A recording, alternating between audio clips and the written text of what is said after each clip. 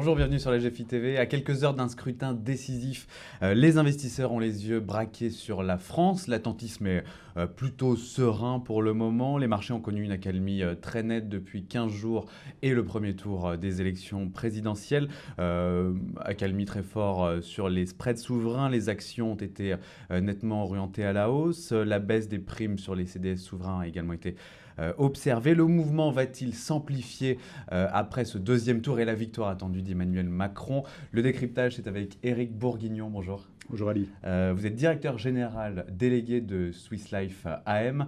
Alors, si Emmanuel Macron accède à l'Élysée, est-ce qu'il faut s'attendre à une poursuite du mouvement de resserrement des spreads, d'augmentation sur le marché action, ou alors est-ce que les investisseurs ont déjà pricé, anticipé cette victoire d'Emmanuel Macron?